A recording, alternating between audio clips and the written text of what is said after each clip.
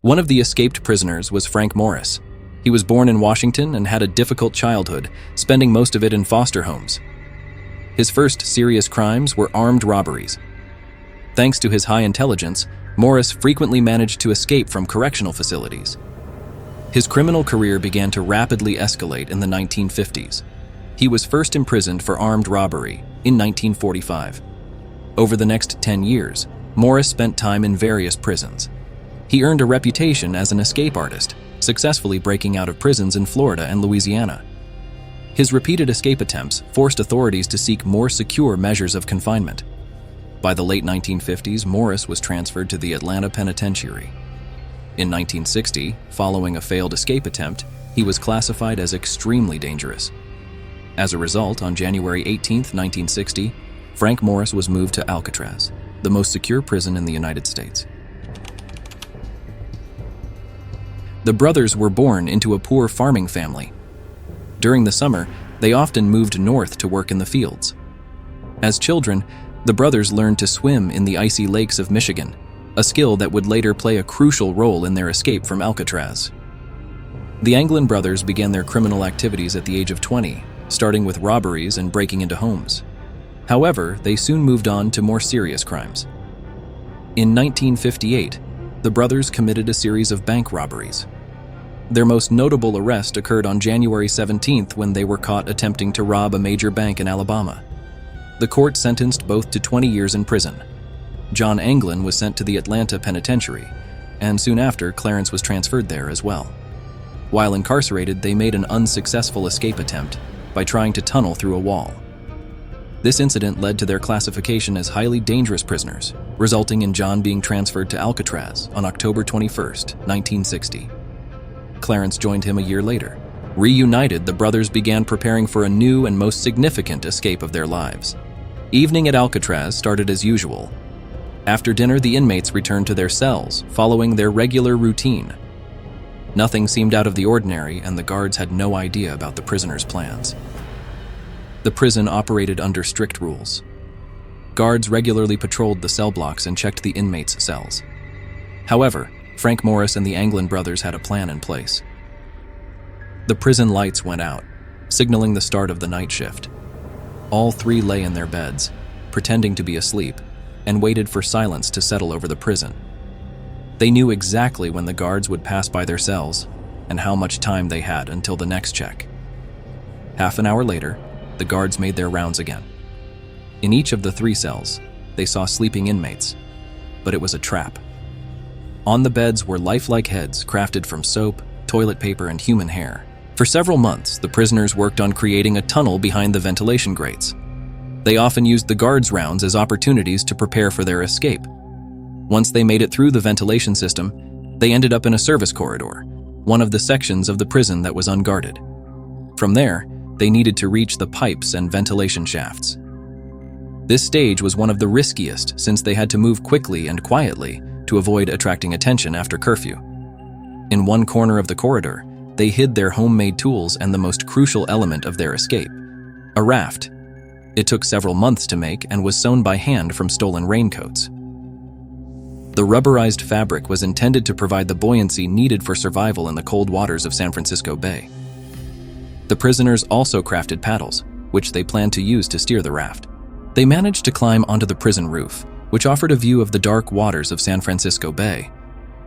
In the distance, city lights shimmered, and beyond them lay their main destination, Angel Island, a small patch of land 2 miles to the north.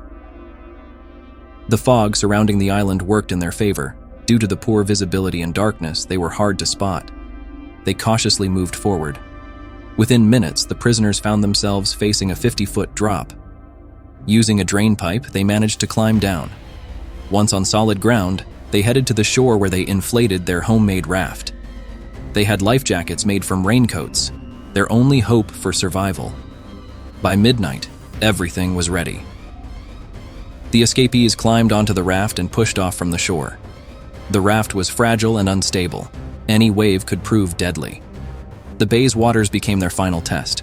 They had studied the currents and tides in advance. Soon, they found themselves in open waters, where the waves grew higher and more dangerous. The escapees clung desperately to the raft, trying to keep their balance and avoid falling into the water. They knew that capsizing would leave them with almost no chance of survival. Early in the morning, the guards were making their usual rounds.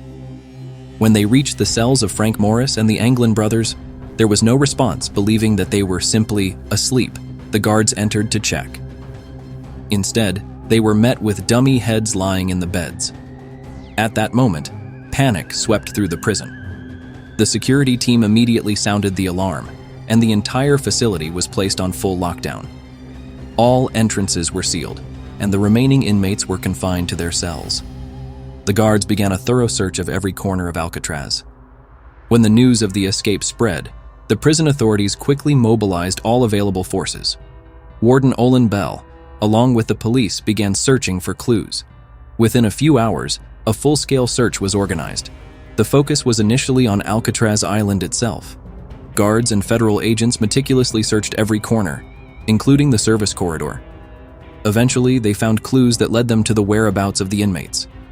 Various tools used in the escape were discovered, including spoons and a vacuum cleaner drill, which had been used to dig a tunnel in the ventilation system. Subsequently, investigators speculated that the inmates had used a homemade raft to cross the waters surrounding Alcatraz. As a result, the authorities were forced to significantly expand the search area. The FBI, Coast Guard, and local law enforcement agencies joined the operation. The FBI took the lead in the investigation. Helicopters and boats patrolled the bay, while the San Francisco police continued their search efforts. The authorities continued to search the local waters. During the search, a clue was discovered: a wooden paddle floating near Angel Island. The police theory began to be confirmed. Soon, raincoats, which had been used to make the raft, were found on the shore. This provided further evidence that the escapees' main destination was the northern shore. Despite these clues, there was no sign of Frank Morris or the Anglin brothers. No bodies were found, and there was no information suggesting that locals had seen them. As time passed, no new leads emerged. The investigation hit a dead end, and rumors about the mysterious disappearance of the criminals began to spread across the country. Over the following weeks, various theories emerged about what could have happened to the escapees. The most common assumption was that the men had drowned while trying to swim across the bay. The waters of San Francisco are known for their cold temperatures and high waves. Many experts believed that surviving the crossing, even on a homemade raft, was virtually impossible. The discovery of the criminals' personal belongings near Angel Island seemed to support this theory. However, there were those who doubted this version. Acquaintances pointed out that the Anglin brothers had been strong swimmers since childhood, having grown up in the cold waters of Michigan. The Anglin brothers were well prepared for the swim. In addition, their resourcefulness during the escape led many to believe that they anticipated potential risks and had prepared for them in advance. Over time, rumors spread from local witnesses who claimed that the Anglins had managed to escape after the breakout. Some reported seeing John and Clarence in South America, where they were living under fake identities. One of the most famous pieces of evidence was a photograph from the 1970s taken in Brazil. It showed people who closely resembled the Anglins. The photo was presented by the criminal's family, who insisted that the men had survived and had been in hiding all this time. The photo was analyzed by a facial recognition program, and the similarity was found to be 99%. But the mystery didn't end there.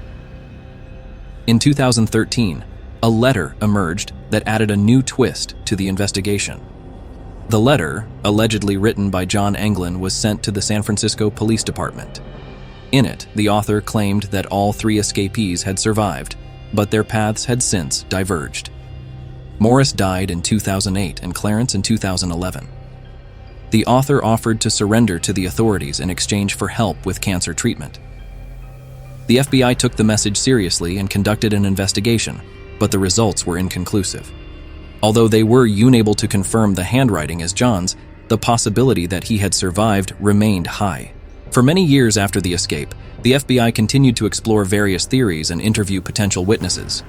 Agents interrogated hundreds of people and conducted numerous investigations. However, despite all their efforts, no convincing evidence was found to confirm whether the escapees survived or died. In 1979, the FBI officially closed the investigation and the case was handed over to the U.S. Marshal Service, which continues to handle it to this day. Authorities note that if any of the criminals are still alive, they would be over 90 years old. Thus, the legendary story of the Alcatraz escape came to an end. If you enjoyed watching this video, please like and subscribe to the channel. See you next time.